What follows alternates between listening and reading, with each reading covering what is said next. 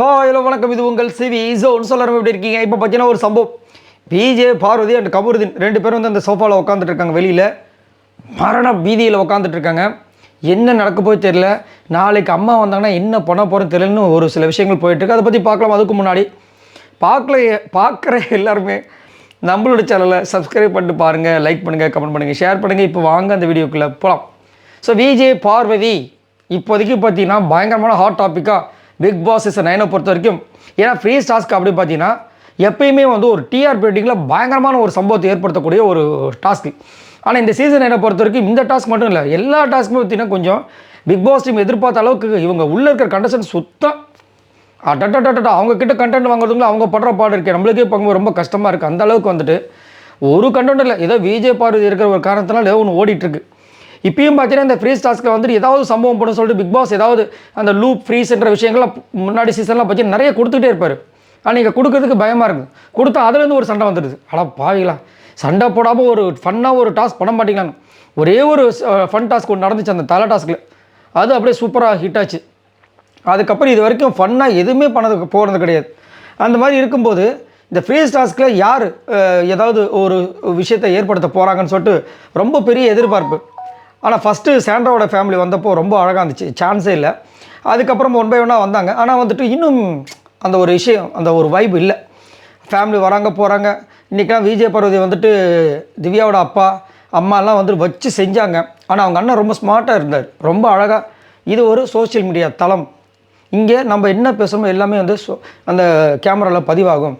So அதுக்கு ஏற்ற மாதிரி தான் நம்ம வந்து பேசணும். ரொம்ப அழகாக டீசெண்டாக நடந்துட்டார், ரொம்ப அழகாக இருந்துச்சு. ஆனால் அவங்க அப்பா அம்மாவுக்கு தெரியல, அதை சொல்லி கூப்பிட்டு வந்திருக்கலாம். அவங்க இஷ்டத்துக்கு பேசி விட்டாங்க.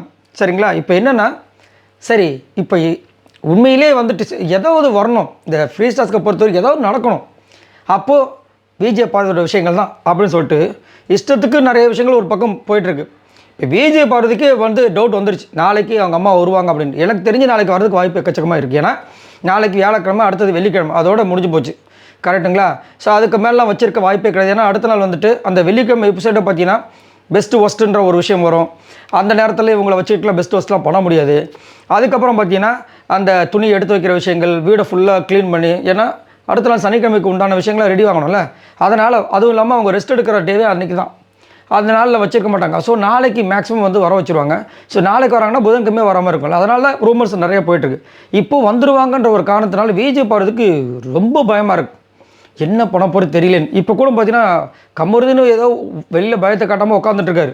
இவங்க பின்னாடியே வந்துட்டு என்னடா இது செய்கையில் காமிக்கிறாங்கன்றாங்க, கேமரா பார்த்து நான் என்ன பண்ணுறதுன்றாங்க.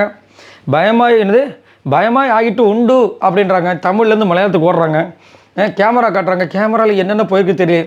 என்னென்னா ஸ்ரீரஞ்சனி காலையில் ஒரு வார்த்தை சொல்லியிருப்பாங்க, ஒரு கேம் விளையாடுறதுக்காக நீ என்ன வேணாலும் பண்ணுவியா, எந்த எக்ஸ்ட்ரீம் லெவலுக்கு வேணால் போவியா, உனக்குன்னு ஒரு நேச்சர், உனக்கு ஒரு பேர், உனக்கு ஒரு கிரெடிட்டபிலிட்டி, இவ்வளோ விஷயங்கள் இருக்குல்ல, நீ பாட்டுக்கு எல்லாத்தையும் பண்ணாது, இதுதான் உன்னோட ஸ்ட்ரென்த்து, இதுதான் எனக்கு பிடிக்காத ஒரு விஷயம்ன்ற மாதிரி சொல்லிட்டாங்க. அதனால் வெளியில் என்னமா போயிருக்குன்னு தெரியலன்னு ரொம்ப நொந்து போயிருப்பாங்க. ஒரு டைமில் வந்து லிட்டரலாக ஒரு சோஃபாவில் படுத்திருப்பாங்க. ஐயோ நம்ம நினச்சதை விட மோசமாக போயிருக்கும் போல இருக்கே, பயமாக இருக்குன்ற மாதிரி. இதை அம்மா பார்த்துட்டு உள்ளே வரும்போது 24 மணி நேரம் இருக்க போகிறாங்க என்னென்னு அப்பயே சொல்லியிருப்பாங்க. நிறைய பேர் சொன்னாங்கடா உன் ஃபேமிலியே 24 மணி நேரம் தான் நல்லா இருந்திருக்குன்னு, ஆனால் அதுக்கு கேம் வின் பண்ணியிருக்கணும்ல அப்படின்னு. அன்றைக்கி கொஞ்சம் கரெக்டாக இது பண்ணியிருந்தாங்கன்னா அவங்க டீம் வின் பண்ணியிருப்பாங்க. பட் டைமிங்கில் விஜய் பார்வதி அடிச்சுட்டு வந்திருப்பாங்க வச்சுக்கோங்களேன்.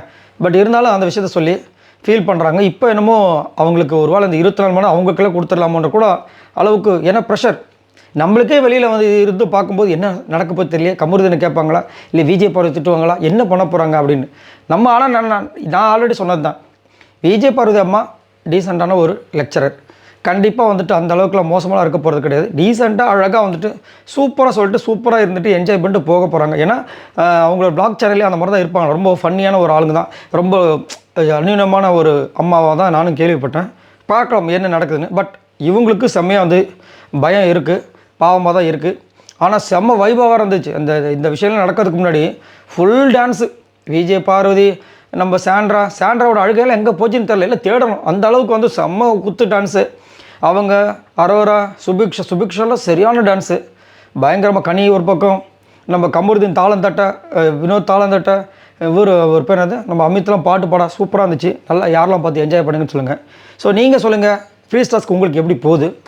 அதே மாதிரி பிக் பாஸ் முன்னாடிலாம் லூப்பு, அப்புறம் ரிவைண்டு, அப்புறம் இதெல்லாம் கொடுப்பாங்களே இந்த ஃப்ரீஸ், அதெல்லாம் அதையும் இப்போ கொடுக்க மாட்டார் அதிகப்படியாக. மறக்காம கீழே கமெண்ட்ஸ் பண்ணுங்கள். பாய் நண்பர்களே.